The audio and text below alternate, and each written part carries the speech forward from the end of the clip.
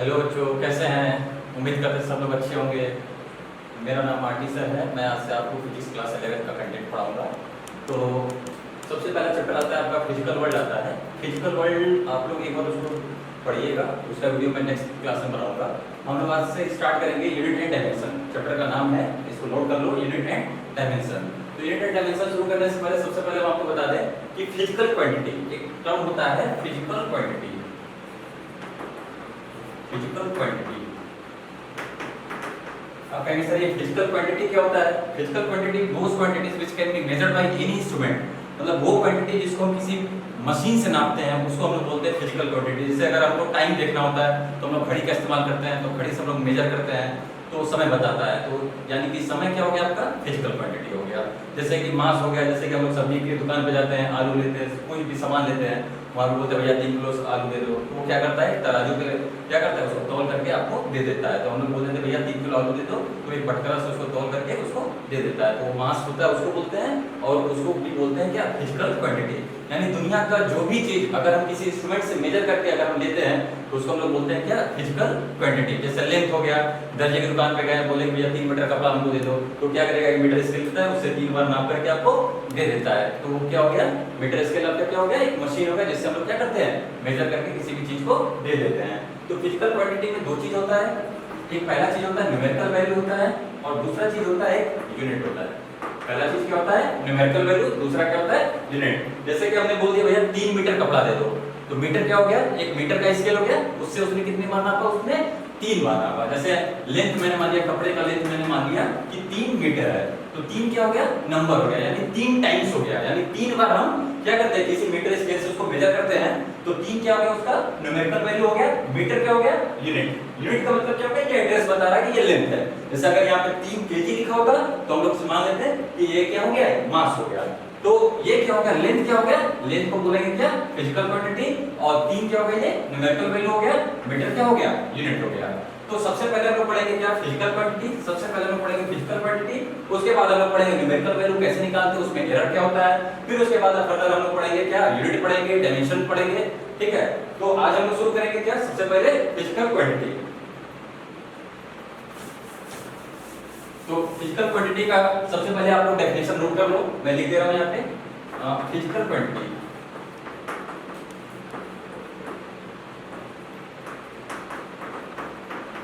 physical quantities, those quantities, these are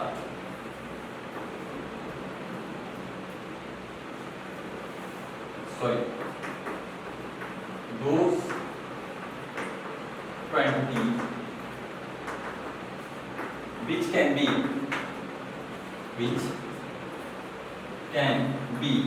measured by any instrument and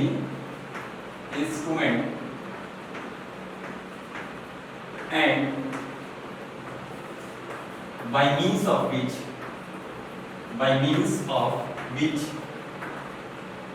we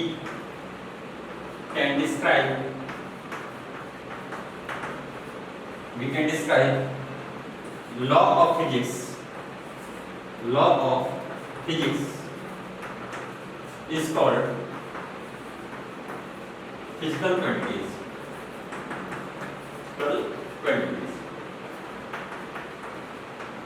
तो physical quantity का ये definition है, इसको आप लोग पॉज करके इसको बढ़िया से नोट कर लो। क्या होता है भाई? दोस क्वांटिटी, वो quantity which can be measured by any instrument, यानी जो वो क्वांटिटी जो किसी इंस्ट्रूमेंट से हम लोग मेजर करते हैं, by means of which we can describe, जिसके मदद से हम लोग डिस्क्राइब करते हैं लॉ ऑफ फिजिक्स को। जैसे कि ये मास हो गया, ये टाइम हो गया, उसके थ्रू ये जा रहा है, तो उसको हम लोग बोलेंगे law of physics. Is called क्या? Physical quantities. एग्जांपल के लिए इसका हो जाएगा, एग्जांपल के लिए लेंथ हो गया, जैसा कि अभी मैंने बताया भी था, लेंथ हो गया, टाइम हो गया, फोर्स हो गया, ये सब आप लोगों ने 9th क्लास में पढ़ा भी होगा, 10th में भी पढ़ा होगा, 8th में भी पढ़ा होगा। प्रेशर हो गया, एटसेट्रा, बहुत सारी चीजें हैं इसमें, बहुत सारी चीजें हैं। तो आप इसको पॉज करिए और इसको बढ़िया से इसको कॉपी पेन उठा करके फटाफट इसका डेफिनेशन नोट कर लीजिए, क्योंकि अभी हम इसको क्या करने वाले हैं, मिटाने वाले हैं। ठीक है, तो फिजिकल क्वांटिटी क्या होता है? Those quantity which can be measured by any instrument and by means of which we can describe law of physics is called क्या? Physical quantity, for example length, time, force, pressure, etc. इसके आगे हम लोग बात करते हैं types. ये कितने तरीके के होते हैं फिजिकल क्वांटिटी के टाइप्स। तो फिजिकल क्वांटिटीज होता है, physical quantities are three types. कितने तरीके के होते हैं भाई? तीन तरीके के होते हैं। Physical quantities are three types. Physical quantities are three types. ये तीन तरीके के होते हैं। कौन कौन से होते हैं फटाफट इसको देख लेते हैं हम लोग। सबसे पहला आता है आपका फंडामेंटल, फंडामेंटल जिसको बेसिक भी बोलते हैं, ठीक है। अभी हम बताएंगे इसमें क्या है। फंडामेंटल और basic quantities, basic quantities, fundamental और बेसिक क्वांटिटीज, ये पहला आता है। दूसरा आता है आपका derived quantities, derived quantities, and third आता है सप्लीमेंट्री, सप्लीमेंट्री क्वांटिटीज। यानी हमने क्या बताया? Physical quantity there are three types. Physical quantity कितने तरीके के होते हैं? तीन तरीके के होते हैं। कौन कौन से होते हैं? फंडामेंटल और बेसिक, जैसे बेसिक भी बोलते हैं इसको और फंडामेंटल भी बोलते हैं। दूसरा होता है आपका क्या? Derived quantities. तीसरा होता है आपका सप्लीमेंट्री क्वांटिटीज। अब हम लोग इसको फटाफट इसको हम लोग फंडामेंटल क्या होता है, डिराइव्ड क्या होता है, सप्लीमेंट्री क्या होता है, एक एक करके हम लोग फटाफट इसको हम लोग पढ़ेंगे, ठीक है। इसको नोट कर लो, टाइप्स ऑफ ये तीनों नोट कर लो क्योंकि मैं इसको मिटाने जा रहा हूं, ठीक है।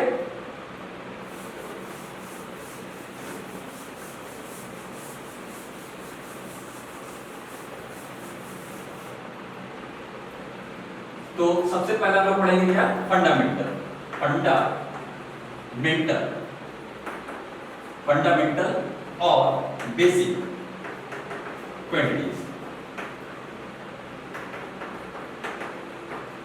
सबसे पहला हम लोग पढ़ेंगे क्या? फंडामेंटल और बेसिक क्वांटिटी। ये क्या होता है, इसका डेफिनेशन क्या होता है, ये कितने तरीके के होते हैं, ये सब हम लोग इसमें पढ़ेंगे। तो फंडामेंटल क्या होता है? these are elementary, elementary, elementary, these are elementary quantities, quantities। ये क्या होता है? एलिमेंट्री क्वांटिटी होता है, यानी बेसिक होता है, ठीक है। these are elementary quantities, पहला चीज ये these are elementary quantities। दूसरा होता है आपका, इसमें कुछ प्रॉपर्टीज हम बता रहे हैं। these are independent, independent, independent quantities।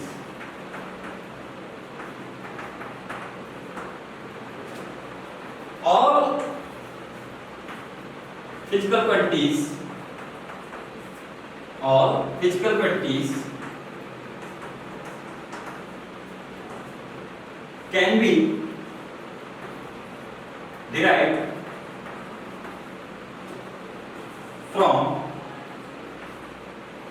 these quantities। मतलब ये क्या होता है? फंडामेंटल और basic quantity, these are elementary quantity। ये बेसिक होता है, प्राथमिक होता है। और दूसरा मैंने क्या बताया इसके बारे में? these are independent, मतलब इसका एक से दूसरे का संबंध नहीं होगा। जैसे कि मैंने बोल दिया मास, मैंने बोल दिया मास भैया दे दो 3 किलो आलू दे दो, तो ऐसा तो है नहीं कि वो घड़ी से नापेगा और आपको दे देगा। या अगर आपने किसी से पूछा है भैया कितना समय हो रहा है, तो तराजू लगा करके बता दिया कि इतना समय हो रहा है। तो जैसे कि मास हो गया, मास का कोई भी संबंध नहीं है किससे? टाइम से। तो मास और ये जो टाइम हो गया, ये दोनों इंडिपेंडेंट है। मास और टाइम क्या है? इंडिपेंडेंट है। तो ये दोनों क्या हो जाएंगे? फंडामेंटल क्वांटिटीज हो जाएंगे। और ये एलिमेंट्री है, इसी से आप फोर्स पढ़ते हैं। फोर्स इक्वल टू आप पढ़े होंगे 9th में, मास इनटू का एक्सेलरेशन, यानी ये सब का यूज होता है। और all physical quantities can be derived from this. जैसे कि आपने पढ़ा होगा velocity, velocity equal to displacement upon time. तो वहां पे डिस्प्लेसमेंट का यूनिट आप लोग पुट करते हैं मीटर, अपॉन में टाइम का पुट करते हैं सेकंड। तो आप कोई भी फिजिकल क्वांटिटी का, कोई भी फिजिकल क्वांटिटी का फार्मूला या डेरिवेशन या कह लो यूनिट कह लो, ये सब कुछ इससे आप क्या कर सकते हो? डिराइव कर सकते हो। अब दूसरा सवाल आता है ये कितने तरीके के होते हैं? आप लोगों को लगा बहुत ज्यादा होगा, ऐसा नहीं है, बिल्कुल ये बहुत कम होता है। ओनली कितने होते हैं? 7 टाइप्स के होते हैं। कितने होते हैं ये? 7 टाइप्स। यानी पूरे फिजिक्स में आपको सिर्फ और सिर्फ 7 तरीके का ऐसा यूनिट है जिसको आपको क्या करना पड़ेगा? याद रखना पड़ेगा। और इसी 7 यूनिट से आप पूरे फिजिक्स का यूनिट आप क्या कर सकते हो? डिराइव कर सकते हो, बना सकते हो या याद रख सकते हो। तो ये सातों कौन कौन से हैं उसको मैं लिख दे रहा हूं और उससे पहले आप इसको पहले नोट कर लो, ठीक है। हम मान के ये चल रहे कि आप लोग कॉपी पेन लेकर बैठे हो और आप लोग बढ़िया से एकदम मस्त नोट बना रहे हो, ठीक है। चलते हैं आगे। तो ये 7 टाइप्स के होते हैं। कितने टाइप्स के होते हैं? 7 टाइप्स के होते हैं। कौन कौन से होते हैं भाई? एक होता है मास। क्या होता है भाई? मास। मास का यूनिट होता है किलोग्राम। तो अभी हम लोग यूनिट का डिस्कशन नहीं करेंगे, यूनिट का डिस्कशन हम लोग करेंगे नेक्स्ट क्लास में करेंगे। अभी हम लोग देखेंगे इसका डायमेंशन। इसको मास को किससे डिनोट करते हैं हम लोग? कैपिटल एम से। किससे डिनोट करते हैं? कैपिटल एम से। दूसरा होता है आपका लेंथ। लेंथ को डिनोट करते हैं एल से। नेक्स्ट होता है आपका टाइम होता है। टाइम का होता है टी। टेम्परेचर का होता है, टेम्परेचर का होता है केल्विन। के से, कैपिटल के से डिनोट करते हैं। इलेक्ट्रिक करंट, क्लास 10 में आपने पढ़ा होगा इसको, इलेक्ट्रिक करंट। इलेक्ट्रिक करंट क्या होता है? इसका होता है आपका एम्पियर। कैपिटल ए से डिनोट करते हैं। और इसके बाद दो और है, हम यहां साइड में लिख दे रहे हैं। दो और होते हैं। एक होता है आपका ल्यूमिनस, लुमिनस इंटेंसिटी। इसको हम लोग डिनोट करते हैं कैंडिला, सीडी। लिखते किससे? सीडी से। अगर इसको आप पढ़ना चाहते हो तो इसको बोलते हैं क्या? कैंडिला। अब कहने सर ये ल्यूमिनस इंटेंसिटी क्या होता है?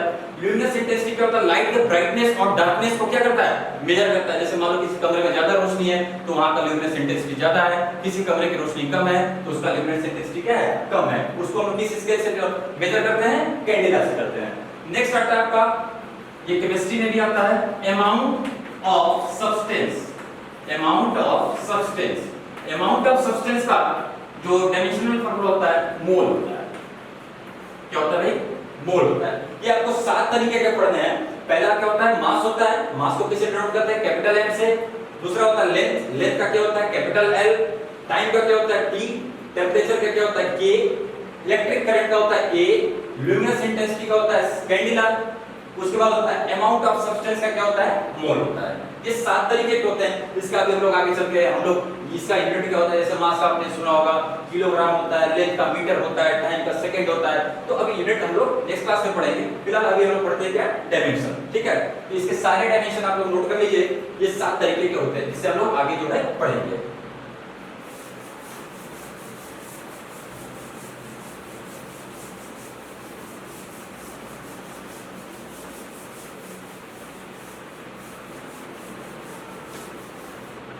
नेक्स्ट आता है आपका डिराइव्ड क्वांटिटीज। सेकंड है आपका डिराइव्ड क्वांटिटीज। डिराइव्ड क्वांटिटीज क्या होते हैं?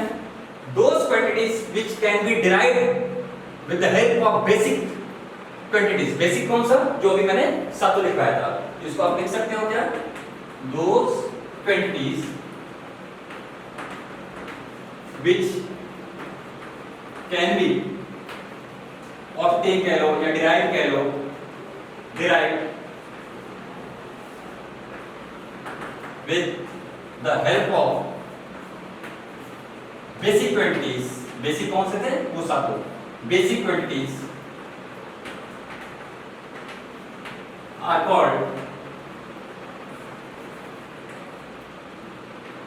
Derive quantities.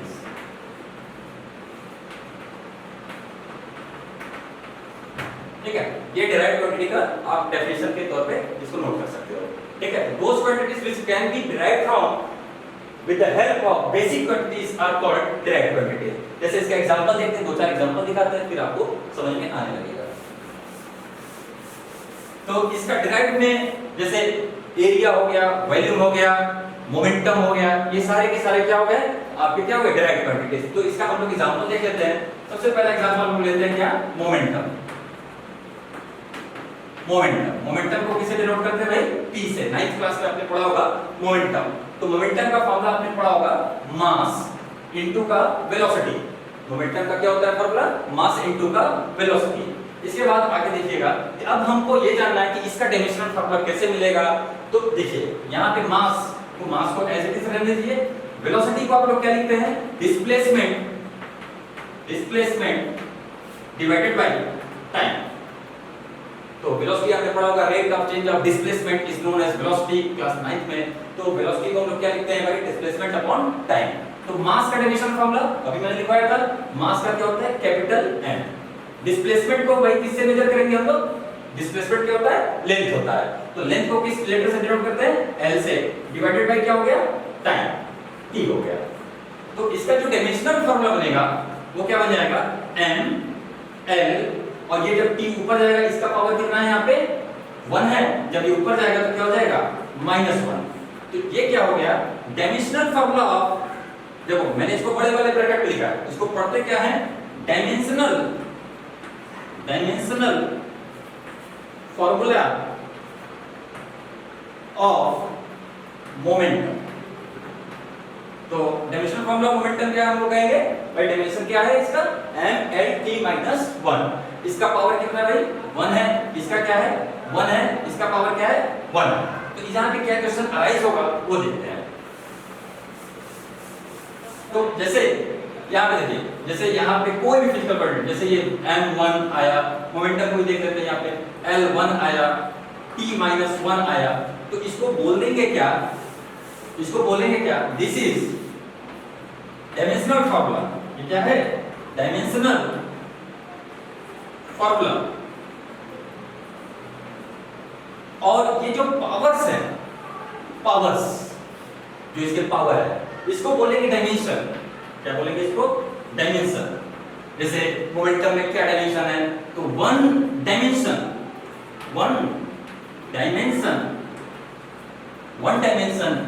इन m मतलब मास, वन डायमेंशन इन L मतलब लेंथ,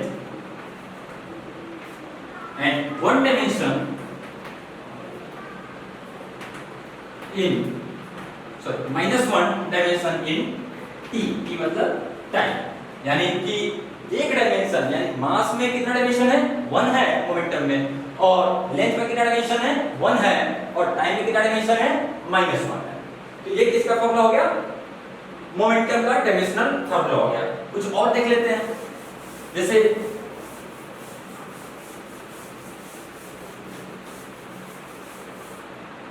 एरिया का फार्मूला क्या होता है, लेंथ इनटू का ब्रेड्थ। आपने पढ़ा होगा भाई, कोई भी रेक्टेंगल होता है, रेक्टेंगल का एरिया का फार्मूला होता है लेंथ इनटू ब्रेड्थ। तो लेंथ को किससे मेजर करते हैं हम लोग, लेंथ क्या होता है डिस्टेंस होता है, तो इसका डायमेंशन फार्मूला क्या हो जाएगा L। ब्रेड्थ में क्या होता है भाई डिस्टेंस होता है, इसका डायमेंशन फार्मूला क्या हो जाएगा L। तो क्या फार्मूला बन गया यहाँ पे L2 बन गया। अच्छा, इसमें एक और मजे की बात देखते हैं, जैसे अगर हम लोग देखते हैं एरिया ऑफ सर्कल का, एरिया ऑफ सर्कल का फार्मूला होता है पाई r स्क्वायर। तो हम आपको बता दें पाई डायमेंशनलेस होता है। पाई क्या होता है भाई डायमेंशनलेस, मतलब इसमें ना तो मास है, क्या वो जो मैंने सातों लिखवाया था क्या इसमें आता है, बिल्कुल नहीं आता है। पाई न्यूमेरिकल वैल्यू होता है 3.14 होता है, और इसका कोई भी डायमेंशन नहीं होता, यानी इसमें मास m0 l0 t0 कोई भी मास नहीं। तो इसका जो डायमेंशनल फार्मूला होगा वो क्या होगा 1 होगा। इसको हम लोग आगे और अच्छे से डिस्कशन करेंगे कि कैसे ये 1 हो गया। रेडियस का डायमेंशनल फार्मूला क्या होता है l का स्क्वायर होता है, यहाँ पे क्या हो गया l2। इसका डायमेंशनल फार्मूला क्या हो गया L2। तो यहाँ पे देखिएगा ये एरिया था आपका रेक्टेंगल का था, ये किसका था रेक्टेंगल का था, और ये किसका है सर्कल का है। तो डायमेंशनल फार्मूला का एक लिमिटेशन भी कह सकते हैं कि ये किसका एरिया है ये नहीं बता पाएगा। जैसे ये इसका डायमेंशनल फार्मूला और इसका डायमेंशनल फार्मूला, दोनों का डायमेंशनल फार्मूला क्या है सेम है, यानी ये कोई शेप नहीं बता पाएगा कि किस शेप का ये डायमेंशनल फार्मूला है, बस ये बता देगा कि ये क्या है एरिया का डायमेंशनल फार्मूला है। चाहे वो सर्कल का हो सकता है, चाहे वो एरिया का किसका हो सकता है रेक्टेंगल का हो सकता है, चाहे वो स्क्वायर का हो सकता है, किसी का भी हो सकता है। ठीक है, तो एरिया का डायमेंशनल फार्मूला क्या हो गया L2 हो गया। आगे बढ़ते हैं हम लोग।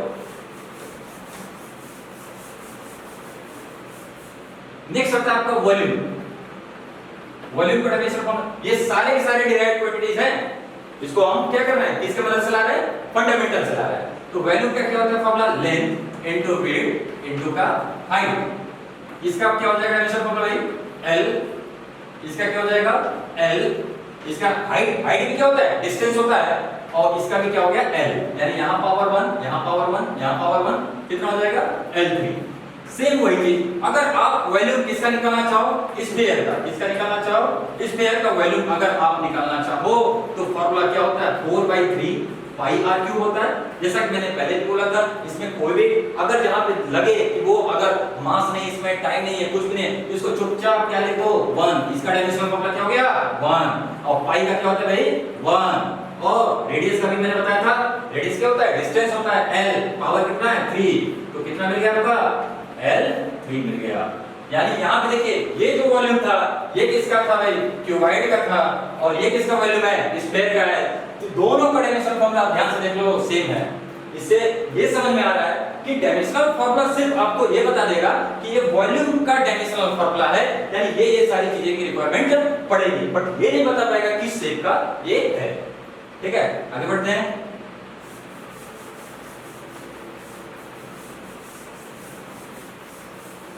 अब देखिएगा नेक्स्ट होता है आपका तीसरा, अभी और भी एग्जांपल हम लोग करेंगे, अभी एक थोड़ा सा और आगे पढ़ लेते हैं फिर उसके बाद। तीसरा होता है आपका सप्लीमेंट्री क्वांटिटीज,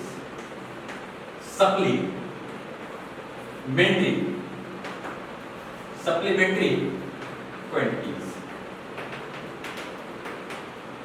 सप्लीमेंट्री क्वांटिटीज क्या होता है, बिसाइड 7, क्या मैंने बोला बिसाइड 7 बेसिक क्वांटिटीज। याद करो 7 बेसिक क्वांटिटीज कौन से थे, MLT, mass, length, time, temperature.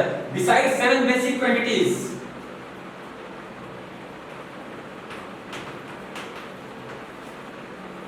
To supplementary quantities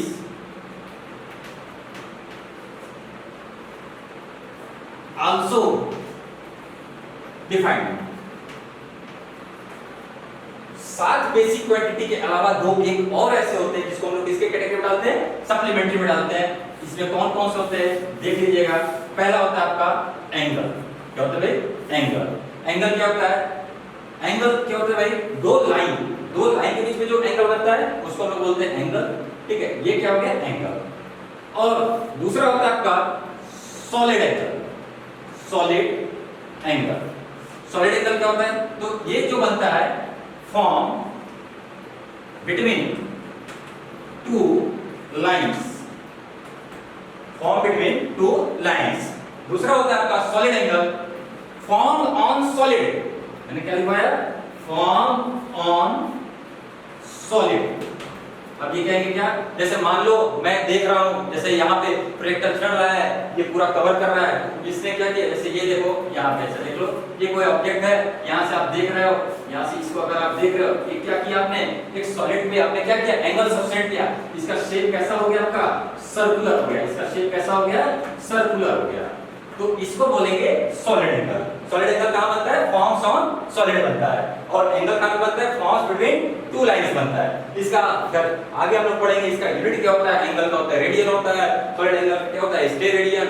तो जब हम लोग पढ़ेंगे यूनिट वाला चैप्टर तो उसमें हम लोग और अच्छे से इसको डिस्क्राइब करेंगे। ठीक है, आगे बढ़े, चलिए।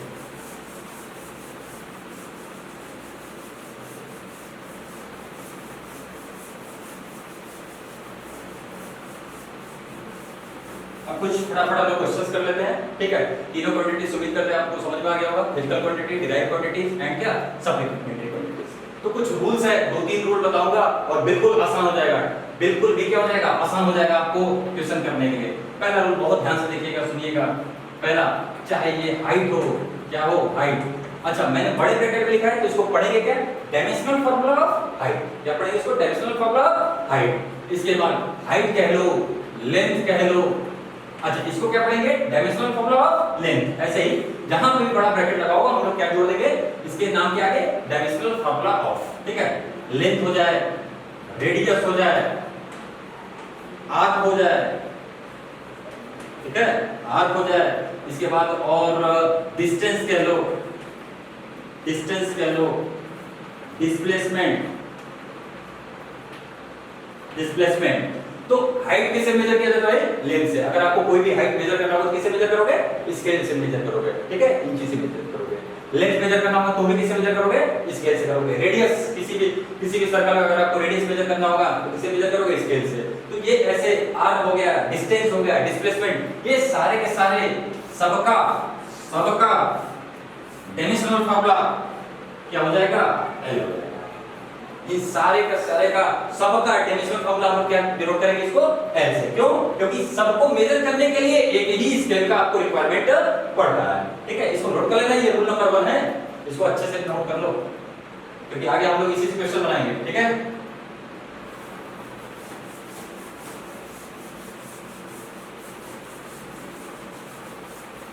आगे बढ़ते हैं।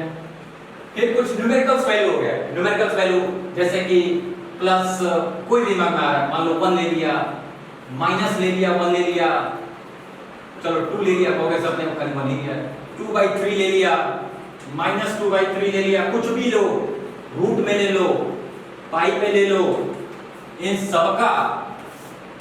सब में ये सारे के सारे डायमेंशनलेस क्वांटिटी है। डायमेंशनलेस क्वांटिटी का मतलब ना तो इसमें मास है, यानी m का पावर क्या है, 0 है, l टू द पावर क्या है, 0 है, t टू द पावर 0 है।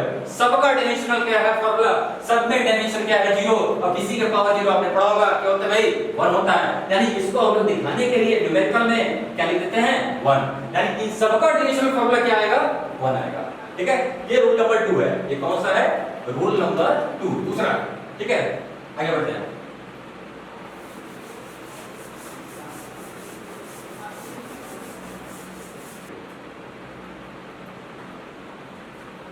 एंगुलर क्वांटिटी,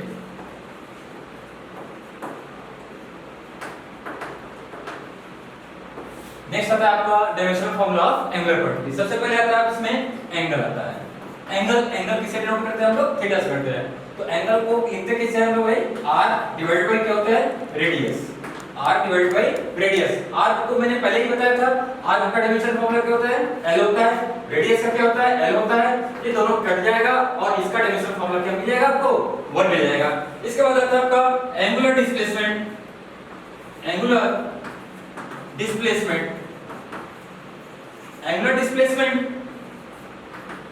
डिस्प्लेसमेंट का भी डायमेंशन फार्मूला क्या हो जाएगा, 1 हो जाएगा। कैसे पता भाई, एंगुलर डिस्प्लेसमेंट क्या होता है, एंगल के टर्म में होता है, 30 डिग्री, 40 डिग्री, 50 डिग्री। तो एंगल, जैसे एंगुलर डिस्प्लेसमेंट क्या होता है भाई, जैसे मान लो यहां से एक पार्टिकल है, यहां से यहां गया, तो इसका जो डिस्प्लेसमेंट हुआ ये हुआ, जैसे मान लो 30 डिग्री हो गया, मान लो 40 डिग्री हो गया।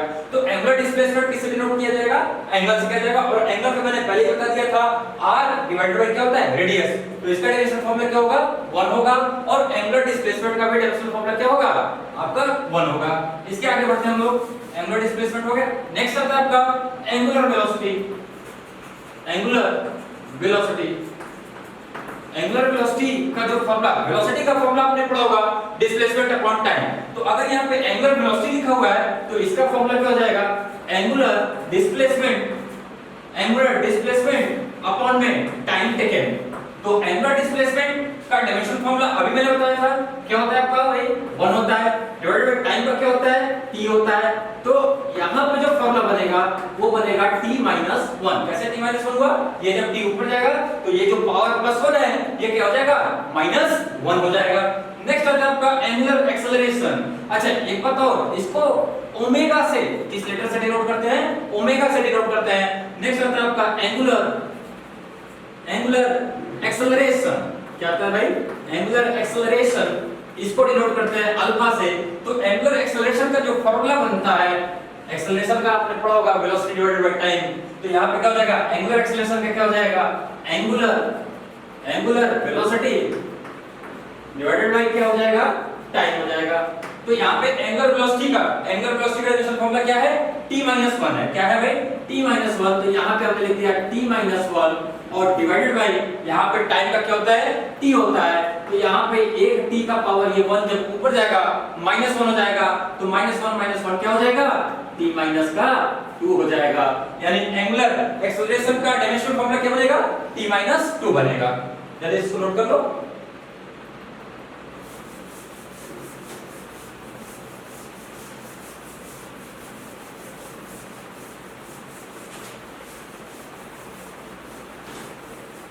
नेक्स्ट आता है आपका डायमेंशनल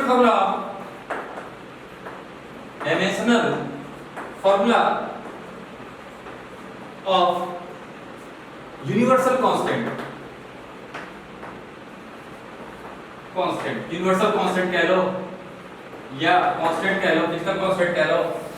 तो जैसे सबसे पहले क्लास 9 का हमने पढ़ा होगा ग्रेविटेशनल कांस्टेंट। कौन सा पढ़ा होगा? Gravitational constant, gravitational constant. तो हम आपको थोड़ा याद दिला दें, क्लास 9 में हमने पढ़ा होगा कि दो मास है, एक का मास मान लो m1 है और दूसरे का मास क्या है? m2 है। इन दोनों के बीच का सेपरेशन हमने मान लिया, कंसीडर कर लिया r है। तो इन दोनों के बीच में क्या फोर्स काम करता है? एक अट्रैक्टिव फोर्स काम करता है, बड़ा वीक फोर्स होता है। और उस फोर्स को आप लोग पढ़े होंगे जिसका नाम दिया गया होगा ग्रेविटेशनल फोर्स। जैसे मान लो अर्थ पे अगर कोई सेब गिर रहा है तो वो अर्थ क्या कर रहा है? सेब को क्या कर रहा है? अपनी तरफ क्या कर रहा है? अट्रैक्ट कर रहा है। तो उस अर्थ और उस सेब के बीच में जो फोर्स लगता है उसको हम लोग क्या बोलते हैं? Gravitational force. और वो फोर्स आपका होता है G m1 m2 by r²। ये भी एक चैप्टर है ग्रेविटेशनल, एक चैप्टर है ग्रेविटेशन, वो हम लोग लास्ट में पढ़ेंगे, चैप्टर नंबर 8 है एनसीईआरटी का।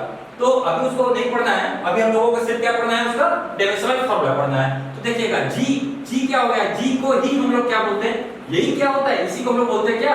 ग्रेविटेशनल कांस्टेंट बोलते हैं। तो ग्रेविटेशनल कांस्टेंट का डायमेंशनल फार्मूला कैसे निकलेगा? थोड़ा सा ध्यान से देखिएगा। तो G क्या हो जाएगा भाई? ये जब इधर जाएगा तो Fr² divided by m1 m2, Fr² divided by क्या हो जाएगा? m1 m2। अब कहेंगे सर ये फोर्स का डायमेंशनल फार्मूला क्या होगा? तो फोर्स का डायमेंशनल फार्मूला होता है mlt-2। क्या होता है? mlt-2 होता है। अब कहेंगे सर ये तो आपने बताया ही नहीं, कैसे हो गया? देखिएगा यहाँ पे देख सकते हैं हम लोग फोर्स का कैसे डायमेंशनल फार्मूला mlt-2 आया। तो फोर्स का फार्मूला आपने पढ़ा होगा F equal to the mass into का एक्सेलरेशन। तो मास का क्या होता है भाई? m, और एक्सेलरेशन क्या होता है भाई? वेलोसिटी डिवाइडेड बाय क्या होता है? टाइम होता है। और यहां से देखिएगा मास वेलोसिटी को क्या बोलते हैं भाई? Displacement upon time. तो यहाँ पे जब वेलोसिटी को डिनोट करेंगे, इसको हटाएंगे तो यहाँ पे डिस्प्लेसमेंट अपॉन टाइम, तो टाइम का क्या हो जाएगा? नीचे स्क्वायर हो जाएगा। तो इसका डायमेंशनल फार्मूला क्या हो जाएगा? मास का क्या होता है भाई? m, डिस्प्लेसमेंट का क्या हो गया? L, अपॉन में क्या हो गया? t2। तो बनेगा क्या? mlt-2 बन गया। तो ये आपका डायमेंशनल फार्मूला क्या हो गया? फोर्स का क्या हो गया? mlt-2 हो गया। तो जैसे फोर्स का हो गया, वर्क का हो गया, पावर का हो गया, इन सबके डेरिवेशन आप खुद से कर सकते हैं। डायमेंशनल फार्मूला पेज नंबर 214 आपका हम बता दें, पेज नंबर 214 अपेंडिक्स नंबर आपका 9 है। एनसीईआरटी में जब जाएंगे आप, एनसीईआरटी बुक जब आप खोलेंगे तो एनसीईआरटी बुक पे पेज नंबर 214 पे अपेंडिक्स नंबर 9 होगा। उसमें करीब करीब 96 फार्मूलेस दिए हुए डायमेंशन के कि भाई फोर्स का डायमेंशन फार्मूला क्या होता है, पावर का क्या होता है, प्रेशर का क्या होता है। बहुत सिंपल है। देखो फोर्स को हमने क्या लिख दिया? मास इनटू एक्सीलरेशन लिख दिया, और मास को ऐसे छोड़ दिया, एक्सीलरेशन को वेलोसिटी डिवाइडेड बाय टाइम कर दिया, और वेलोसिटी को हमने क्या लिख दिया? डिस्प्लेसमेंट अपॉन टाइम, और टाइम स्क्वायर हो गया। बहुत सिंपल है। देखो तो अब देखो यहाँ पे मैंने क्या पुट किया? फोर्स का डायमेंशन फार्मूला मैंने क्या पुट कर दिया? mlt-2 पुट कर दिया। इसके बाद यहाँ पे r क्या है? सेपरेशन है। r क्या है? सेपरेशन है। और सेपरेशन क्या होता है भाई? अभी मैंने बताया था लेंथ होता है, और डिस्टेंस का क्या हो गया? l² हो गया। इसके बाद डिवाइडेड बाय मास का क्या होता है? m होता है, अपॉन में क्या बन गया? m बन गया। इसके बाद देखिएगा m एक m से यहाँ पे देखिए पावर 1 है, यहाँ पे m का पावर 1 कितना हो गया? 2 हो गया। लेकिन जब ये ऊपर जाएगा तो क्या हो जाएगा? -1। ऐसे भी देख सकते हो, एक मास खत्म हो गया, एक मास बच जाएगा। जब ये ऊपर जाएगा तो क्या हो जाएगा? m-1।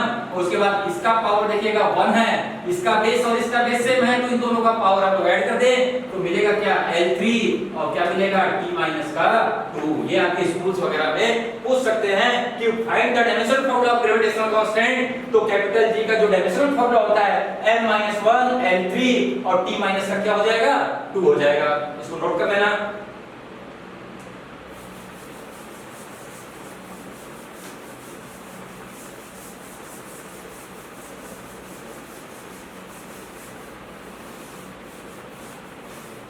नेक्स्ट आता है आपका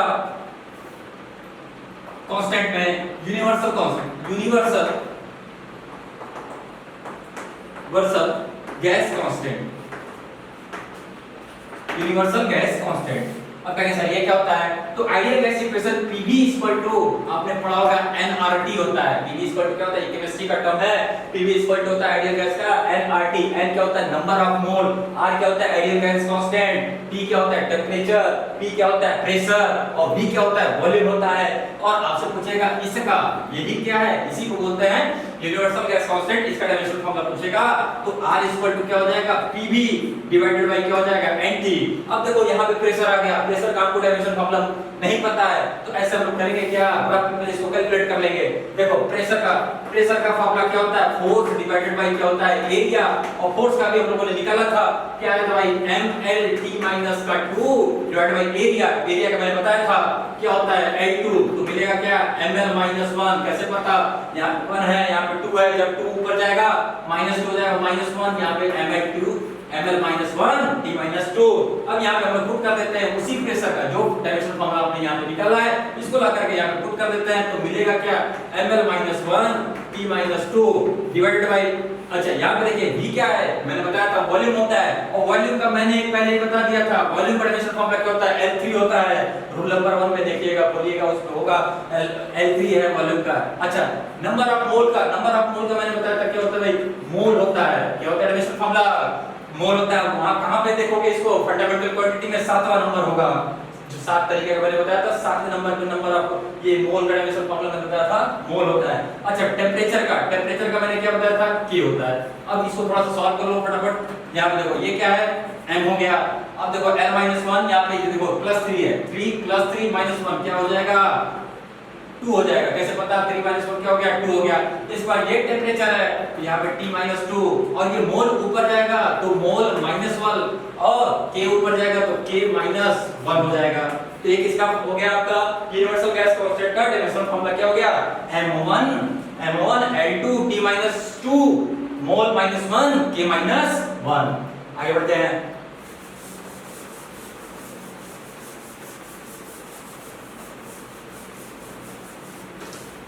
नेक्स्ट आता है आपका एक प्लैंक कांस्टेंट होता है, जो पूछ सकता है आपसे कि find the dimension formula Planck constant.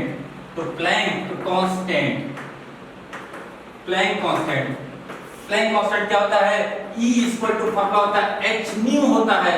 अब कहेंगे E क्या है सर, E क्या होता है, एनर्जी होता है। H क्या होता है, h ही क्या होता है, h को बोलते हैं प्लैंक कांस्टेंट। न्यू क्या है, न्यू इसको बोलते हैं क्या, फ्रीक्वेंसी। क्या बोलते हैं भाई, फ्रीक्वेंसी बोलते हैं। h क्या है आपका प्लैंक कांस्टेंट और E क्या होता है, एनर्जी। क्या होता है, एनर्जी। तो आपको प्लैंक कांस्टेंट का डायमेंशन बोलेगा क्या, find the dimension formula for Planck constant. तो देखो सबसे पहले अगर आपको इसका डायमेंशन फॉर्मूला जानना होगा तो पहले आपको इसका एक एनर्जी का पहले डायमेंशन फॉर्मूला पता होना चाहिए, फिर फ्रीक्वेंसी का पता होना चाहिए, तब जाकर के आप इसको निकाल पाओगे। तो थोड़ा रफ पे देख लेते हैं कैसे हम लोग निकालेंगे। तो देखो दुनिया का कोई भी एनर्जी हो उसका डायमेंशन फॉर्मूला किसके इक्विवेलेंट होगा, वर्क के, क्योंकि क्लास 9 में आपने पढ़ा होगा एनर्जी और वर्क एनर्जी थ्योरम में पढ़ा होगा। तो वर्क का फॉर्मूला होता है फोर्स इनटू का डिस्प्लेसमेंट। फोर्स का मैंने बताया था क्या होता है, mlt-2 डिस्प्लेसमेंट का L। तो मिलेगा क्या यहाँ पे, ml2t-2 हो गया, ये वर्क का हो गया। और वर्क इक्वल टू एनर्जी, भाई जितना हम वर्क करेंगे उतना मेरा एनर्जी खर्चा होगा। तो वर्क और एनर्जी इन दोनों का डायमेंशन फॉर्मूला क्या होता है, दुनिया का कोई भी एनर्जी हो, हीट एनर्जी, लाइट एनर्जी, कोई भी एनर्जी हो, सब का डायमेंशन फॉर्मूला क्या होता है, इसको रट लो इसको, ml2t-2 होता है वर्क का। किसका, वर्क का ml2t-2, इसको याद रखना हमेशा। और फोर्स का क्या होता है, mlt-2। ये दो बातें याद रखना हमेशा। तो यहाँ पे देखो, तो यहाँ पे उन्होंने क्या पुट कर दिया, ml2t-2। अच्छा प्लैंक कांस्टेंट का नहीं पता, ये तो निकालना है, इसको छोड़ देते हैं। और फ्रीक्वेंसी आपने पढ़ा होगा, फ्रीक्वेंसी इक्वल टू होता है 1 टाइम पीरियड, पढ़ा होगा क्लास 9 में। और इसका क्या हो जाएगा, t-1। कैसे पता, t ऊपर गया -1 हो गया। अच्छा यहाँ पे क्या पुट कर दिया, t-1। अब देखिएगा यहाँ पे तो प्लैंक कांस्टेंट का जो डायमेंशन फॉर्मूला बनेगा ml2t-2 और ये नीचे आएगा तो ये क्या हो जाएगा, t-1। और जैसे ये ऊपर जाएगा ये क्या हो जाएगा, +1। तो थोड़ा सा हम इसको ऊपर लिखते हैं, देखिएगा। अब ये जब ये क्वांटिटी यहाँ पे देखिएगा, यहाँ पे क्या हो गया, ml2t-2 तो है ही है, और यहाँ से -1 ऊपर जाएगा तो क्या हो जाएगा, +1 हो जाएगा। यहाँ पे +1 हो जाएगा तो मिलेगा क्या, ml2t-1। ये किसका हो गया? This is the dimensional formula of what? Planck constant. आगे बढ़ते हैं हम लोग, नोट करते जाना अच्छे से, वीडियो बीच बीच में पॉज करते रहो और उसका बढ़िया से नोट्स बना लो, बहुत काम देगा। ठीक है, इसके बाद नेक्स्ट आता है आपका कोएफिशिएंट ऑफ विस्कोसिटी। इसका डायमेंशन फार्मूला ये पूछ सकते हैं आपसे स्कूल में, find the dimension formula of coefficient of viscosity. Coefficient of viscosity, आप लोग को ये लग रहा होगा कि अभी हम लोग 9 10 से मूव करके 11th में क्या क्या आपको सुनने को मिल रहा है। घबराइए मत, सब ये सब हर एक चीज का एक चैप्टर है, बस खाली हम लोगों को थोड़ा थोड़ा अभी डायमेंशन फार्मूला के रूप में जानना है, फिर हम लोग आगे इसी का चैप्टर मिलेगा पार्ट 2 में फ्लूइड मैकेनिक्स में। तो अभी खाली डायमेंशन फार्मूला जानिए, जो आपसे स्कूल में पूछा जा सकता है, ये कैसे आया, क्यों आया, ये सब का जवाब आपको नेक्स्ट टू नेक्स्ट आपको वीडियो में मिलता रहेगा। देखिए कोएफिशिएंट ऑफ विस्कोसिटी क्या होता है। देखिए यहाँ पे जैसे मान लो कोई लिक्विड है, क्या ये लिक्विड है, लिक्विड क्या मान लो पानी है, इसमें कोई अगर आपने कोई सॉलिड स्फीयर, कोई स्फीयर एक गोला में डाल दिया, तो ये जब नीचे जाएगा, तो अगर मैं एक स्फीयर को अगर हवा में छोड़ूंगा और दूसरे को मैंने पानी में छोड़ा, कौन तेज मूव करेगा? हवा वाला तेज मूव करेगा और पानी वाला धीरे जाएगा। यानी कहीं ना कहीं पीछे की तरफ एक क्या लगा रहा है, ये फ्रिक्शन फोर्स लगा रहा है। क्या लगा रहा है? एक फ्रिक्शन फोर्स लगा रहा है। तो यहाँ पे सॉलिड और लिक्विड के बीच में जो फ्रिक्शन फोर्स लगता है, उसको मैं फ्रिक्शन फोर्स नाम न दे करके हम लोग इसका नाम क्या दे देते हैं? Viscous force. क्या नाम दे देते हैं इसको? Viscous force. तो यहाँ पे जो पीछे की तरफ जो फोर्स लग रहा है मोशन की, देखो मोशन किधर की तरफ है? डाउनवर्ड की तरफ है। और फ्रिक्शन फोर्स किधर की तरफ लग रहा है? पीछे की तरफ। तो उसको फ्रिक्शन नहीं बोलेंगे, क्यों? क्योंकि यहाँ पे सॉलिड और लिक्विड के बीच में लग रहा है, तो उसी का नाम हमने क्या दे दिया? Viscous force. तो यहाँ पे जो विस्कस फोर्स पीछे की तरफ लग रहा है, उसका फार्मूला होता है 6 पाई ईटा RV होता है। अब सर ये क्या है? तो यहाँ देखिए R क्या है? R is the radius, R is the what? Radius. And V क्या है इसका? जो भी वेलोसिटी कांस्टेंट वेलोसिटी से नीचे जा रहा है, क्यों कांस्टेंट से जा रहा है, क्यों ऐसे फार्मूला आ गया, ये पूरा चैप्टर पढ़ा है पार्ट 2 में। तो अभी हमको ये नहीं जानना है ये फार्मूला कैसे आया, अभी हमको जानना है कि इसका डायमेंशन फार्मूला कैसे निकला है। छोटे क्वेश्चन में आपसे डायमेंशन फार्मूला पूछेगा और एक क्वेश्चन निश्चित पूछेगा कि डायमेंशन फार्मूला से एक क्वेश्चन आपको, चाहे आपका वो बोर्ड एग्जाम हो, चाहे आपका कॉम्पिटिशन हो, चाहे वो नीट हो, चाहे आईआईटी हो, एक क्वेश्चन हमेशा इससे आएगा। तो देखो इसका कैसे निकलेगा? कोएफिशिएंट ऑफ विस्कोसिटी का ईटा इक्वल टू क्या फार्मूला बन जाएगा? F/6 पाई RV।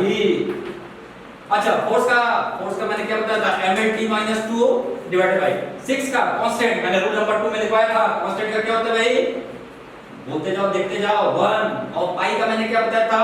1। इसका रेडियस का क्या हो गया? L। वेलोसिटी का क्या होता है भाई? LT-1। कैसे पता है LT-1? वेलोसिटी इक्वल होता है डिस्प्लेसमेंट अपॉन टाइम, और डिस्प्लेसमेंट का L divided by time L/T। तो वहां से क्या आ गया? LT-1। अच्छा अब देखो इसको थोड़ा सॉल्व कर लेते हैं। सॉरी मैंने मिटा दिया, आप लोग जो है इसको नोट कर लीजिएगा। अब देखिएगा यहाँ से देखिएगा, अब क्या हुआ इसका? mLT यहाँ पे देखिए ये 1 है, ये 1 है, इससे कोई लेना देना नहीं है। m रहने दो, यहाँ पे L कितना है? 1 है, यहाँ पे L1 कितना हो गया? 2 ऊपर जाएगा -2, तो 1 - 2 क्या हो जाएगा? mL-1। इसका T-2 है, यहाँ पे -1, तो -1 ऊपर जाएगा +1, तो मिलेगा क्या? T-2 + 1 गिव्स क्या? -1। तो ये क्या बन गया आपका dimension formula of what? Coefficient of viscosity. इसको नोट कर लेना, इसको याद कर लेना, क्या होता है? mL-1 T-1। ठीक है, आगे बढ़ते हैं।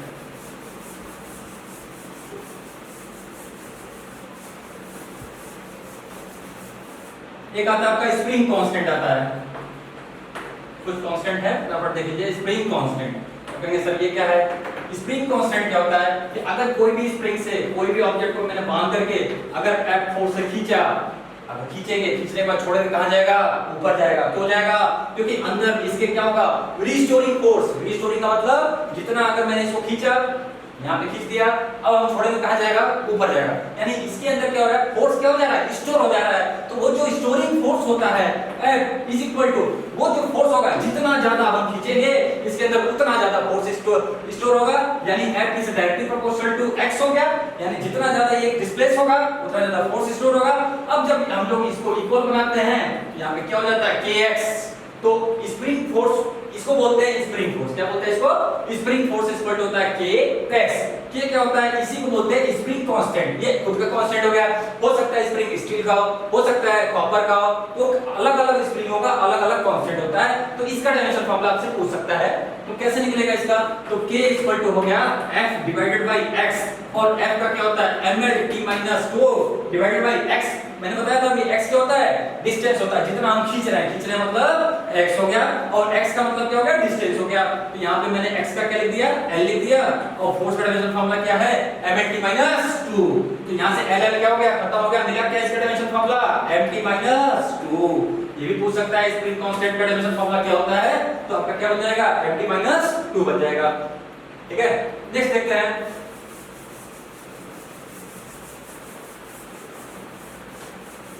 Coefficient of friction, coefficient of friction. अब क्या कह सकते हैं कोएफिशिएंट ऑफ फ्रिक्शन क्या होता है, जैसे मान लो ये कोई सरफेस है, ये कोई सरफेस है, अगर हम यहाँ पे कोई गाड़ी चला रहे हैं, कोई साइकिल चला रहा है, साइकिल पे मैंने पेडल मारा, एक समय आएगा ये धीरे धीरे अपने आप रुक जाता है। क्यों रुक जाता है भाई, क्योंकि मोशन आगे की तरफ है, इसके ऊपर फोर्स किधर की तरफ लगता है, पीछे की तरफ, और इसी फोर्स को हम लोग बोलते हैं क्या, फ्रिक्शन फोर्स। क्या सर अभी कुछ देर पहले आपने बताया था एक फोर्स बताया था, तो वहां पे सॉलिड और लिक्विड के बीच में था, तो वहां पे मैंने विस्कस फोर्स बोला था। अगर ये सॉलिड सॉलिड के बीच में लगेगा तो क्या बोलेगा उसको, फ्रिक्शन फोर्स। तो जो फ्रिक्शन फोर्स का जो फॉर्मूला होता है वो होता है म्यू इनटू का n। अब कहेंगे सर म्यू क्या है, n क्या है, तो म्यू कोएफिशिएंट मतलब ये जिससे ये टच में है, मान लो रफ जैसे रोड का सरफेस अगर चिकना है तो उसमें फ्रिक्शन कम लगेगा, ज्यादा खुरदरा रहेगा, ज्यादा रफ प्रेशर रहेगा, ज्यादा फ्रिक्शन लगेगा, तो वहां पे म्यू क्या होता है कोएफिशिएंट ऑफ फ्रिक्शन। n क्या होता है नॉर्मल रिएक्शन, नॉर्मल रिएक्शन क्या होता है थोड़ा सा याद, नॉर्मल रिएक्शन जैसे अगर इसका वेट नीचे की तरफ काम कर रहा है, ये रिएक्ट किधर की तरफ करेगा, ऊपर की तरफ करेगा। यानी अगर मान लो ये 10 टन का है, 10 टन का फोर्स नीचे लगाएगा तो जमीन भी उतना लगाएगा। यानी ये क्या है, एक तरीके से ये क्या है, ये भी फोर्स और ये भी फोर्स। तो कोएफिशिएंट ऑफ फ्रिक्शन का डायमेंशन फॉर्मूला पूछ देगा आपसे, तो F बाई क्या लिखोगे, n फोर्स, ये भी फोर्स, इसका भी डायमेंशन फॉर्मूला mlt माइनस 2, और normal reaction is also kind of force, तो यहां पे क्या हो जाएगा mlt माइनस 2, और ये दोनों का डायमेंशन फॉर्मूला क्या हो जाएगा, कैंसिल हो जाएगा, मिलेगा क्या 1। यानी ये क्या है, इस ये कोएफिशिएंट ऑफ फ्रिक्शन का डायमेंशन फॉर्मूला क्या मिला 1, और इसको पढ़ेंगे क्या, डायमेंशन लेस क्वांटिटी। यानी ये क्या है आपका डायमेंशन लेस क्वांटिटी, इसमें ना तो मास आता है, ना तो लेंथ आता है, ना तो टाइम आता है, कुछ भी नहीं आता है, तो ऐसे इसका डायमेंशन फॉर्मूला क्या हो जाएगा 1। तो हमने देखा कुछ कांस्टेंट है, कुछ कांस्टेंट का हमने देखा डायमेंशन फॉर्मूला मिल रहा है, कुछ कांस्टेंट का डायमेंशन फॉर्मूला हम देख रहे हैं ये मिला डायमेंशन लेस क्वांटिटी है। ठीक है, आगे बढ़ते हैं। और भी सारे हैं, स्टीफन कांस्टेंट है, बहुत सारे कांस्टेंट है, उसको आप लोग पेज नंबर 214 मैंने भी लिखा था बोर्ड पे, अपेंडिक्स नंबर 9 एनसीईआरटी का बुक खोलिएगा, उसमें 96 फॉर्मूले दिए, उसमें आप लोग ढेर सारे प्रैक्टिस करिएगा, और मैं भी आपको पीडीएफ दे दूंगा, उसमें आप जाकर के प्रैक्टिस कर सकते हैं। आगे बढ़ते हैं हम लोग।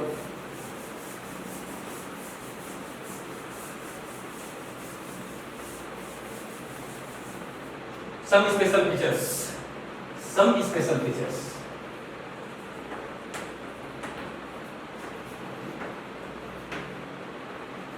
सम स्पेशल फीचर्स, कुछ अच्छी चीजें देखते हैं इसमें, कुछ अच्छी बातें, जैसे मान लो 3 kg प्लस 3 kg मैंने लिख दिया, आंसर आपका क्या होगा जल्दी से बताओ, 6 kg होगा। ठीक है, यानी 3 किलो और 3 किलो को जोड़ोगे क्या मिलेगा, 6 किलो। क्लियर है। अच्छा, क्या मैं 3 किलो प्लस 3 सेकंड लिख दूं, क्या ये दोनों ऐड कर पाओगे क्या, 3 किलो है और 3 सेकंड है, क्या लिखोगे 3 किलो सेकंड, नहीं। देखो ये सेकंड है, ये अलग मशीनरी से आया, ये अलग इंस्ट्रूमेंट से आया, ये टाइम है, ये फंडामेंटल मैंने बताया था, ये और ये दोनों एक क्या है, दोनों इंडिपेंडेंट है, मतलब एक दूसरे पे डिपेंड करता ही नहीं है। यानी आप इन दोनों को आपस में कभी नहीं ऐड कर सकते, 3 किलो और 3 सेकंड कभी नहीं ऐड होगा। और ऐसा नहीं है कि यहां पे यूनिट आ गया, मान लो 3 सेकंड 6 सेकंड आ गया, तो याद रखिएगा अगर यहाँ पे केजी है तो यहाँ पे भी क्या होना पड़ेगा, केजी होना पड़ेगा, और आपका आंसर भी क्या आएगा, केजी में आएगा। अगर 3 सेकंड प्लस 3 सेकंड लिखेंगे तब जाके 6 सेकंड हो सकता है। यानी एक फिजिकल क्वांटिटी उसी फिजिकल क्वांटिटी में ऐड या सब्ट्रैक्ट हो सकता है, कब होगा, जब दोनों क्वांटिटीज का डायमेंशन फॉर्मूला क्या हो, सेम हो। तो ये सबसे बड़ी बात है, यहाँ पे लिखिएगा। जैसे मैंने क्या बोला, x है, बीच में प्लस कर दो, माइनस कर दो, यहाँ पे लिख दिया y लिख दिया, मिल गया z।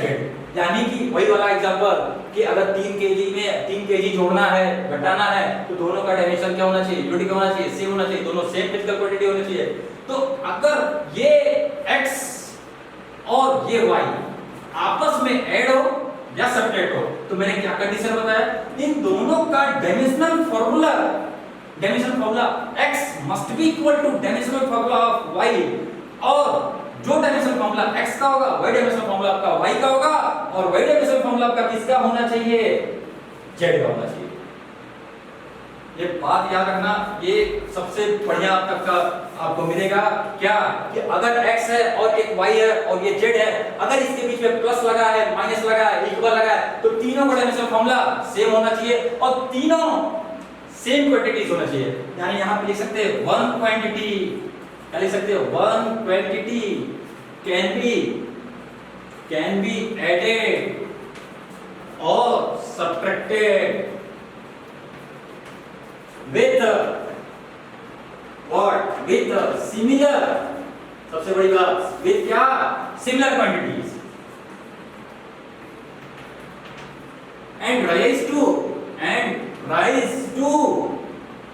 same quantities,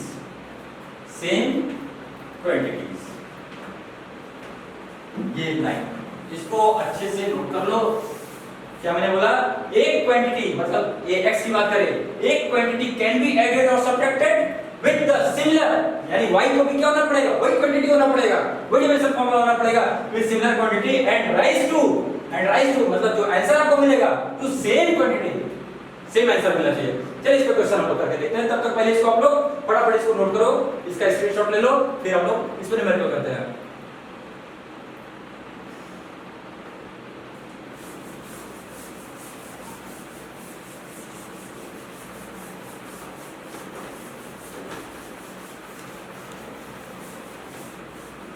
दो एग्जांपल करेंगे, एकदम क्लियर हो जाएगा।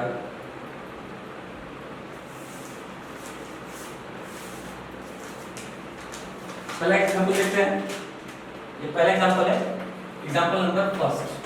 क्या है, alpha by T square is equal to F into का बी। ये क्वेश्चन आ चुका है जेई वगैरह में, अब इसको देखिए, बहुत सिंपल है ये क्वेश्चन है, ठीक है ना।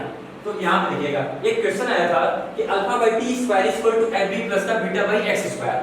तो यहां पे पूछा था find the dimensional formula of alpha and beta.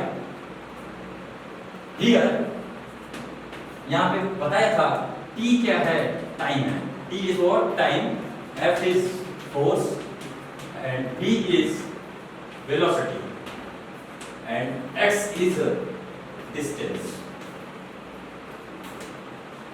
Question note कर लो, अभी मैं मिटाने वाला हूं। क्या क्वेश्चन है, alpha by T square is equal to F into B plus का बीटा बाई एक्स स्क्वायर, तो find the dimension formula of alpha and beta, where ये दिया हुआ है, ठीक है। चलो अब देखते हैं कैसे निकलेगा, बहुत ध्यान से देखना। इसके बाद एक और क्वेश्चन कराएंगे, उसके बाद हम लोग क्लास ऑफ करेंगे, ठीक है। तो यहां पे देखिएगा, जो डायमेंशन फार्मूला मैंने बताया था, जो डायमेंशन फार्मूला इसका होगा वही डायमेंशन फार्मूला इसका होगा और वही डायमेंशन फार्मूला इसका होगा। क्यों, क्योंकि मैंने बताया था अगर बीच में कोई भी चीज को ऐड करोगे तो जो डायमेंशन फार्मूला इसका होगा वही डायमेंशन फार्मूला इसका होगा और वही डायमेंशन फार्मूला इसका होगा, क्योंकि बीच में इक्वल लगाओ, प्लस लगाओ, माइनस लगाओ, सबका डायमेंशन फार्मूला क्या होगा, सेम होगा। तो देखो ये आपको पता है, पहले आप इसका डायमेंशन फार्मूला निकालो। तो f का डायमेंशन फार्मूला मैंने बताया था, रटे थे, क्या रटे थे, ml t माइनस का 2। वेलोसिटी का क्या था, lt माइनस 1। तो मिला क्या आपका ml, यहां पे क्या हो गया 2 और t माइनस का 3। एक इसका आ गया डायमेंशन फार्मूला, fb का आ गया। यहां तक क्लियर है, इसका डायमेंशन फार्मूला क्लियर है, ठीक है। अब देखिएगा सॉल्यूशन कैसे बनाते हैं। तो ये आ गया, तो मैंने क्या बोला था, जो dimension formula alpha by T square का होगा वही डायमेंशन फार्मूला fb का होगा, क्लियर है। यानी जो गिवन डायमेंशन इसका होगा वही इसका होगा, ठीक है। तो अब देखिएगा अल्फा का निकालना है, तो अल्फा को छोड़ देते हैं यहीं पे, और टी स्क्वायर टाइम का क्या होता है, t2 हो गया, और fb का यहां पे निकाल करके बैठे हैं हम लोग पहले से, ml2 t माइनस 3। अब जब ये इधर जाएगा तब क्या हो जाएगा, अल्फा का डायमेंशन फार्मूला क्या मिलेगा, ml2 t, यहां पे क्या हो जाएगा -1। ये अल्फा का आंसर हो गया। नेक्स्ट देखते हैं, इसमें क्या पूछा था, अल्फा का पूछा था, दूसरा क्या पूछा था, बीटा का पूछा था। देखो बीटा का कैसे निकलेगा, अब तो जानते रहोगे कैसे निकलेगा भाई, बीटा का निकालना है तो मैंने क्या बताया, जो डायमेंशन फॉर्मूला इसका होगा और वही डायमेंशन फॉर्मूला इसका होगा, तो एफबी का जो डायमेंशन फॉर्मूला होगा वही क्या होगा, बीटा बाई एक्स स्क्वायर का होगा। तब यहां से क्या हो जाएगा, एफबी का मैंने क्या बताया था, यहां पे देख लो एफबी का क्या था, ml2t - 3 ml2t - 3 और बीटा बाई एक्स का क्या हो गया, l2 हो गया, तो बीटा इज इक्वल टू यहां पे क्या हो जाएगा, ml4t - 3, ये इसका डायमेंशन फॉर्मूला हो गया। अब आगे एग्जांपल 2 दूसरा क्वेश्चन देखते हैं हम लोग। क्वेश्चन क्या है, ये वैन डेर वाल इक्वेशन, इसको क्या बोलते हैं, वैन डेर वाल इक्वेशन बोलते हैं। वैन डेर वाल इक्वेशन क्या होता है, p - k/b² b - k b = nRT। अब बोला था इसमें पूछा था find the dimensional formula of a and b, a का और b का आपसे डायमेंशन फॉर्मूला पूछा था। Here P क्या था, यहाँ पे प्रेशर था, P क्या था, प्रेशर था क्वेश्चन में, V क्या था, वॉल्यूम था, और यहाँ पे N नंबर ऑफ मोल था, R क्या था, आइडियल गैस कांस्टेंट था, और T क्या था, टेम्परेचर था। ठीक है, क्वेश्चन क्या है आपको भाई पहले से बता दे रहे हैं, क्या है, p - k/v² इनटू का b - का b is equal to nRT। ये van der Waals equation given था, पूछा था find the dimension formula of a and b, a और b का डायमेंशन फॉर्मूला निकालना था। p क्या है आपका प्रेशर, b क्या है वॉल्यूम, ये पता है, ये पता है, ये पता है, ये भी वॉल्यूम ही है, यह है वॉल्यूम है यहाँ पे, और n number of mole, r ideal gas constant मैंने पढ़ाया है, t क्या है टेंपरेचर है।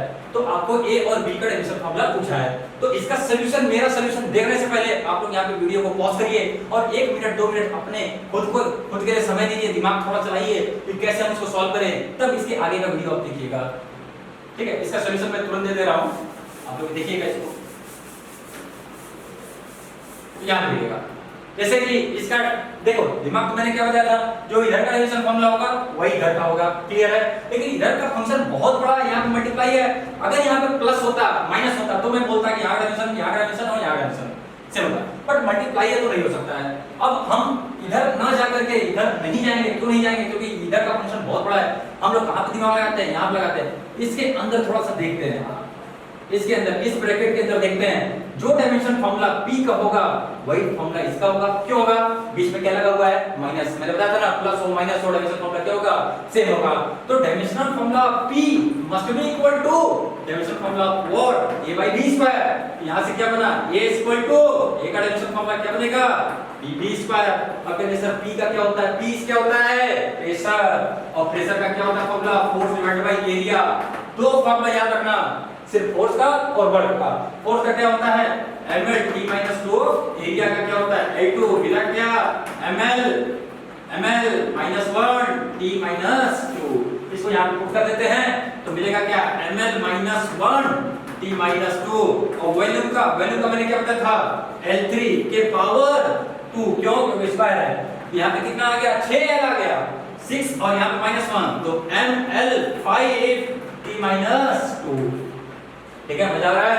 आगे देखो, नेक्स्ट इसमें देखो b का पूछा है डायमेंशन फॉर्मूला, b का पूछा है तो जो डायमेंशन फॉर्मूला b का होगा वही इसका होगा। क्यों, क्योंकि बीच में क्या लगा हुआ है, माइनस लगा हुआ है, तो b इक्वल टू क्या हो जाएगा, b, और वैल्यू का क्या होता है, L3, तो dimension formula of b is equal to, ऐसे लिख लो, dimension formula b equal to क्या हो जाएगा, L3।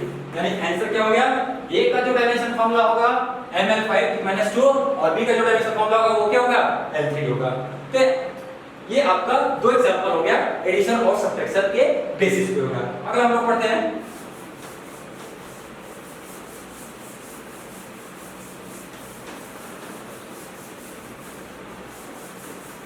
अब देखिए इसके बाद देखते हैं हम लोग साइन कॉस ट्रिग्नोमेट्री, कुछ ट्रिग्नोमेट्री के फंक्शंस को देखते हैं कि उसमें क्या हो सकता है। ठीक है ना, तो सबसे पहले हम लोग देखते हैं इसमें कि जैसे अगर मैंने कोई फंक्शन ले लिया साइन, क्या ले लिया, साइन, थीटा लिख दो, एक्स लिख दो, जो भी मन करे वो लिख दो। ठीक है, साइन जैसे आपने पढ़ा होगा, मैथ में पढ़ा होगा, साइन 30 डिग्री होता है। ये क्या हो गया, एंगल हो गया। और एंगल का याद करो मैंने क्या बताया था, 1 होता है। तो मैंने तो ये तो बताया था कि इसका डायमेंशन फॉर्मूला क्या होता है, 1 होता है।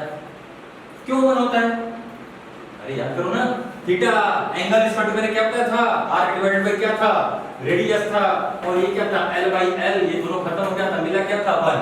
यानी साइन के ब्रैकेट के अंदर कुछ भी रहे, साइन के ब्रैकेट के अंदर कुछ भी रहे, उसका डायमेंशन फॉर्मूला क्या होता है, 1 होता है। इसको रट लो, कसम खा लो इसको। अच्छा, ये तो बात आ गई साइन के ब्रैकेट के अंदर, मैंने क्या बोला, साइन के ब्रैकेट के अंदर कुछ भी हो उसका डायमेंशन फॉर्मूला क्या होगा, 1 होगा। और पूरे साइन की अगर मैं पूरे फंक्शन की बात करूं तब क्या होगा भाई, पूरे डायमेंशन फॉर्मूला क्या होगा, सोचो। साइन इक्वल टू हमने पढ़ा होगा परपेंडिकुलर अपॉन हाइपोटेनियस, पढ़ा है ट्रिग्नोमेट्री, ये ऐसे पढ़ा होगा परपेंडिकुलर हाइपोटेनियस, ये बेस क्लियर है। तो यहाँ पे परपेंडिकुलर डिवाइडेड बाय हाइपोटेनियस था, perpendicular is also distance, hypotenuse is also distance, तो यहाँ पे l डिवाइडेड बाय l मिला क्या, 1। यानी हमने क्या देखा, लो ये तो मजे वाली बात होगी भाई, साइन के अंदर का डायमेंशन फॉर्मूला भी 1, यानी अंदर का भी 1 और बाहर का भी 1। तो यहां से जो सबसे, इसको मैं मिटाने जा रहा हूं, देखा साइन ब्रैकेट में कुछ भी रहे, लोग डॉट डॉट करते रहे, डैश डैश डैश, कुछ भी रहे सब, ये क्या होता है, डायमेंशन, क्या होता है, dimension less quantity. Dimension less का मतलब सबका पूरे का डायमेंशन क्या मिलेगा, 1। और इस पूरे का भी डायमेंशन, ये भी क्या होगा, डायमेंशन लेस होगा, यानी क्या होगा, डायमेंशन लेस होगा, मतलब 1 होगा। आगे बढ़ते हैं, ऐसे ही सीरीज में बढ़ते हैं, ऐसे कोई भी हो, जैसे cos ले लो, cos के अंदर कुछ भी हो, ठीक है ना, तो पूरे का ये 1 होगा, और अंदर वाले का भी क्या होगा, 1 होगा। tan की बात कर लो, tan के अंदर कुछ भी हो तो ये भी क्या होगा, डायमेंशन लेस होगा। और इस पूरे की अगर हम बात करें, कलरफुल चार्ट का हम इस्तेमाल करते हैं, ठीक है, ये हो गया 10 का हो गया। इसके बाद अगर मैंने बात किया, किसकी बात किया, लॉग की बात किया, लॉग का बेस होता है, लॉग का बेस होता है 10। लॉग के अंदर कुछ भी हो उसका डायमेंशन, ये क्या होगा, डायमेंशन लेस होगा। और बता दें आपको सबसे मजे वाली बात, इस पूरे का भी डायमेंशन फॉर्मूला क्या होगा, 1 होता है, इसको याद रखना। ये हो गया 3 चीज। आगे देखते हैं, इसको मैं मिटा रहा हूं, नोट कर लेना अच्छे से, ये सब रूल है। अगर कोई न्यूमेरिकल वैल्यू दे दिया,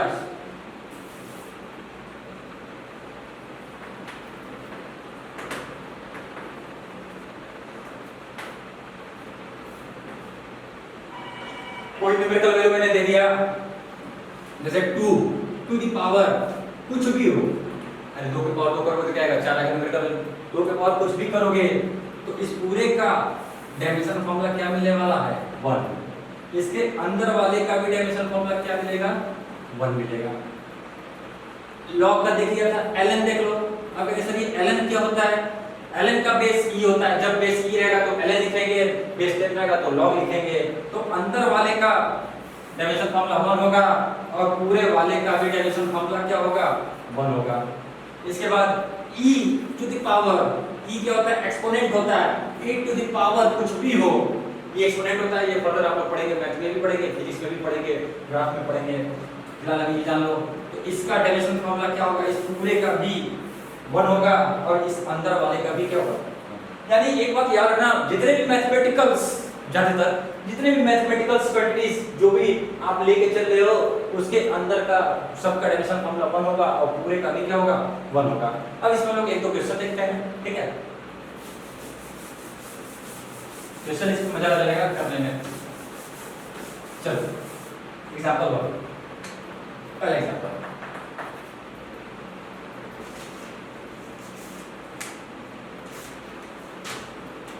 क्वेश्चन ये है, alpha is equal to f by d square sin beta t। ये क्वेश्चन है, alpha is equal to f by d square sin beta t। तो पूछा क्या है यहाँ पे, फाइंड द डायमेंशनल फॉर्मूला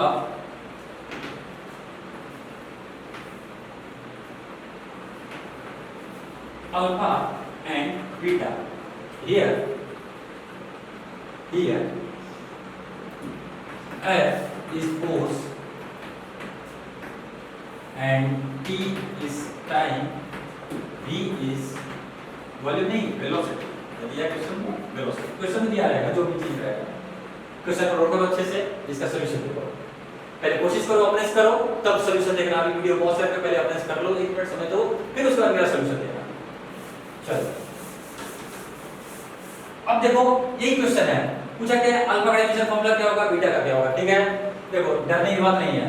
मैंने क्या बताया था, इस पूरे का याद करो, मैंने क्या बताया था, इस पूरे का डिवीजन फार्मूला क्या होगा, साइन के अंदर कुछ भी हो सबका डिवीजन फार्मूला क्या मिलने वाला है आपको, 1 मिलने वाला है। F क्या है, फोर्स हटवाए थे, m क्या होता है t-2, v क्या होता है वेलोसिटी, वेलोसिटी का क्या होता है lt-1। अच्छा यहाँ पे देखो स्क्वायर लगा, इसको मत भूल जाना बच्चे, भूल जाते हैं इसको, यहाँ पे स्क्वायर लगा दो।